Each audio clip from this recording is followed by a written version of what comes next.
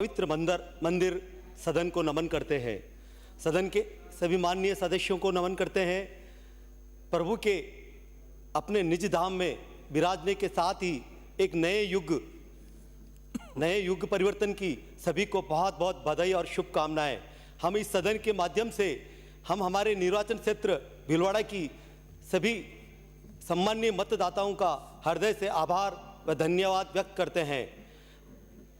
आपने हमें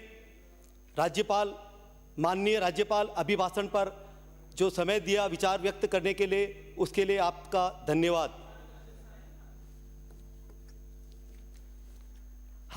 हमारा मुख्य विषय तो गौमाता है, पर हम उसके पहले जो विपक्ष में विराजित हमारे माननीय सदस्य हैं, उन्होंने कहा कि पक्ष की पार्टी ने आदिवासी क्षेत्र के लिए कुछ नहीं किया। हम किसी भी पार्टी से नहीं है, न पक्ष है न विपक्ष है, हम बीच में हैं। हम कहेंगे 25 वर्षों से हम संघ परिवार से, संगठन से जुड़े हैं और उन्होंने जो कार्य किया, ऐतिहासिक कार्य, चाहे वो उदयपुर का कोटड़ा क्षेत्र हो, चाहे बांसवाड़ा का क्षेत्र हो, शिक्षा क्षेत्र हो, वहाँ 40,000 बच्चों की शिक्षा से अभी भी 24,000 बच्चे अभी भी पढ़ रहे हैं। उसके अलावा भी कई ऐतिहासिक कार्य किए हैं और उनके साथ भी उन्होंने आदिवासी कल्याण के लिए कई कार्य किए, उनके हम साक्षी हैं। हम आप सभी का ध्यान, सदन का ध्यान और माननीय सदस्यों का ध्यान अभी वर्तमान में जो गौमाता है, रोड पर कचरे के ढेर पर, गंदगी के ढेर पर खड़ी हुई गौमाता की तरफ ध्यान आकर्षित करना चाहेंगे कि वो गौमाता भूखी है, प्यासी है, दर दर की ठोकरें खाती है, सर्दी गर्मी बारिश की पीड़ा सहन करती है और उसके बाद भी कत्ल खाने की पीड़ा सहन करती है। उनकी तरफ हमें सबसे पहले अधिक ध्यान देने की जरूरत है।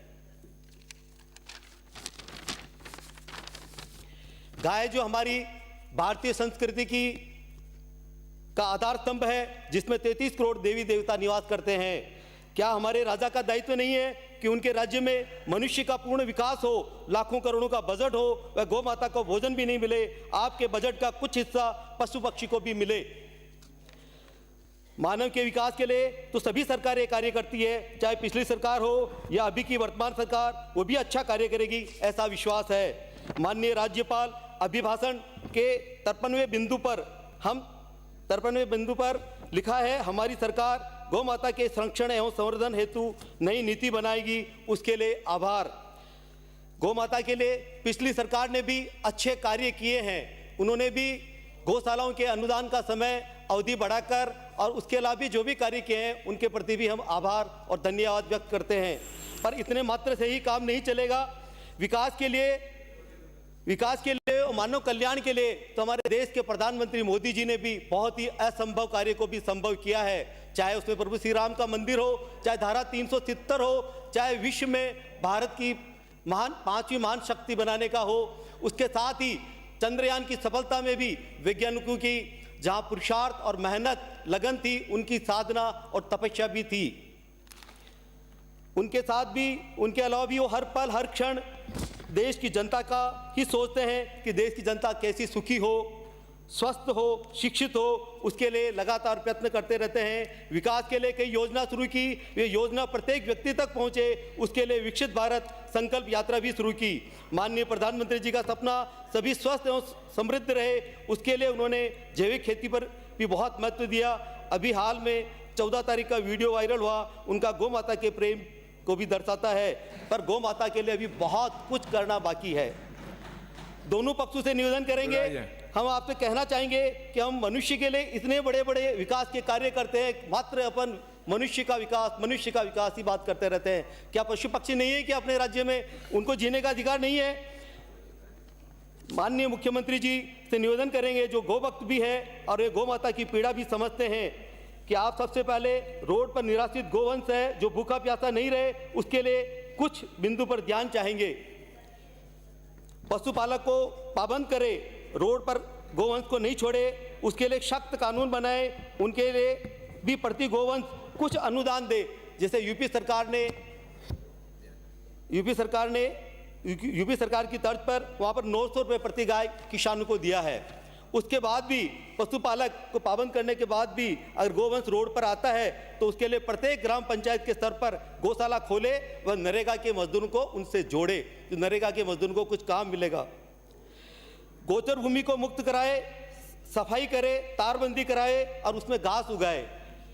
केंद्र सरकार जो रासायनिक खाद पर अनुदान दिया जा रहा है, यूरिया पर 2200 रुपये प्रति बैग व DAP पर 2500 रुपये प्रति बैग, तो जैविक खाद पर भी अनुदान दिया जाए, जिससे भूमि उर्वरा होने से बच सके, जैविक खेती हो सके, जिससे प्रधानमंत्री जी का सपना भी सत्य हो कि प्रत्येक व्यक्ति स्वस्थ रहे।